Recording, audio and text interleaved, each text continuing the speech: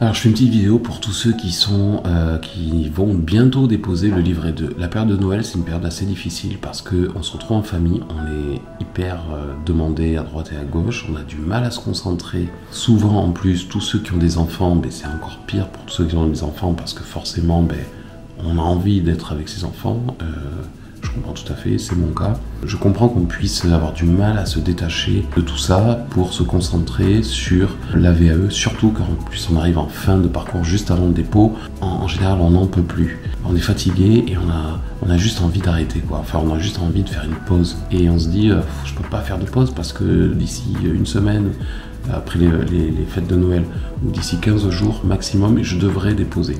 Puisqu'il y a 2 dates en général en France. Alors, il y a, je crois, l'Académie de Strasbourg où c'est fin janvier, début février, mais partout ailleurs en général, c'est soit le 7, soit le 15 janvier. Alors là, en général, moi, c'est une période où je suis un peu plus sollicité aussi, et puis c'est une période qui, moi, me plaît dans mon rôle en fait d'accompagnateur. Ça me motive parce que je vois des baisses de régime et des baisses de motivation. Et j'aime bien donner un petit coup de boost. Moi, ça me, entre guillemets, quand vous me donnez du travail, entre guillemets, quand j'entends quelqu'un que j'accompagne qui commence à perdre le moral, etc., ça me donne envie de le rebooster. Et pour ça, je le focalise sur les points positifs, sur le parcours accompli et sur en fait les bénéfices qu'il pourrait avoir.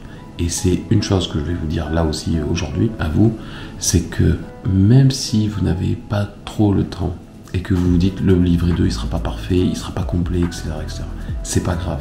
Même si vous devez aborder le DC3, j'en sais rien, je dis ça au hasard, que sur une page ou 2 et que c'est plus ou moins résumé, eh bien faites-le. Écrivez cette page et mettez-la dans le livret 2 et déposez votre livret 2. Parce que même si c'est qu'une page pour aborder un DC, ça sera bien trop court, on est d'accord.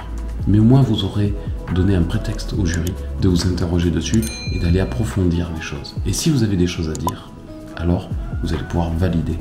Il ne s'agit pas, on ne valide pas que quand on a écrit 10 pages sur un DC, on valide quand on a les compétences. Et les compétences, dans la VAE, vous les démontrez à l'oral. C'est basé sur votre expérience, sur ce que vous avez vécu, vous devez raconter ça et vous devez l'analyser.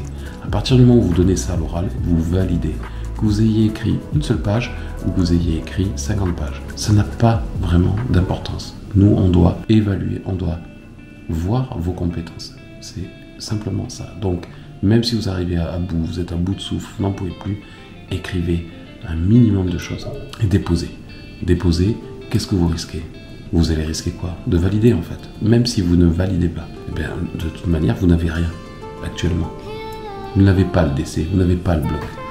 Donc, à se lancer et à le déposer, vous prenez simplement le risque de l'avoir. Voilà, c'est le petit message d'encouragement.